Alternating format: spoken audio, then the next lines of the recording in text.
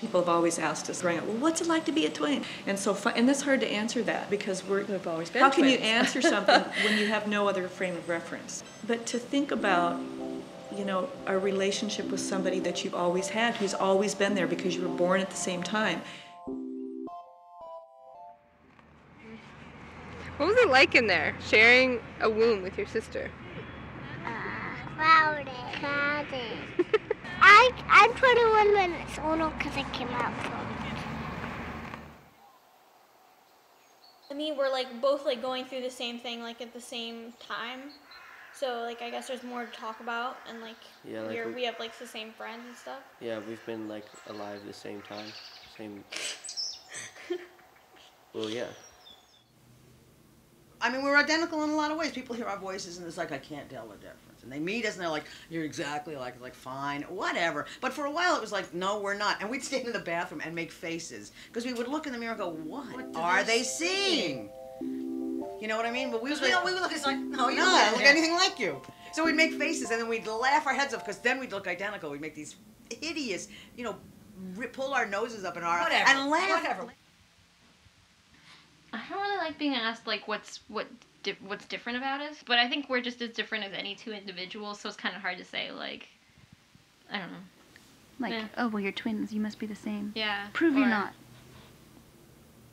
People want to make you into like half-wits or identical. You're exactly alike, aren't you? If she gets cut, do you bleed? Right. Or you have a cold, does she sneeze? And we could never understand how stupid they were.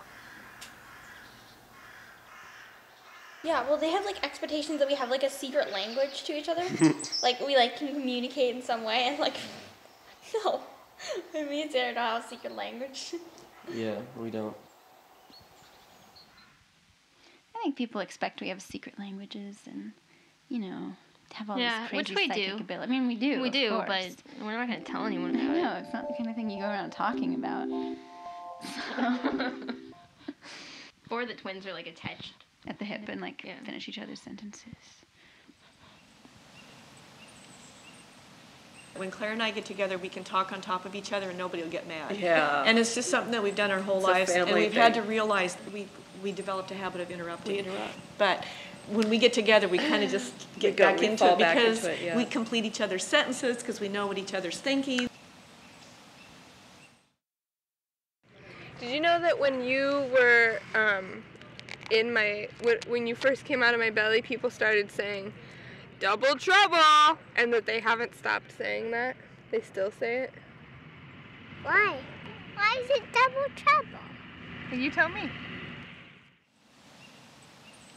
In some respects, losing Claire would be even worse than losing one of my children or my husband even, because she goes back, way back. All the way we to go the beginning. all the way back to the beginning. And I'm not saying that, I mean, the thought of me losing my children or my husband is just like, it takes my breath away. Yeah. But whichever of us goes first, I think it would be really difficult for the other one of us to explain what it's going to feel like to not be whole. We won't be whole. We will not be whole anymore. Yeah. And I think that's really the kernel of it.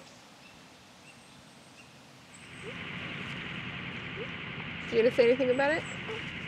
That it's nicer to have one. It's nicer to have a twin? Yeah. Because I'm always with you. I'm hungry.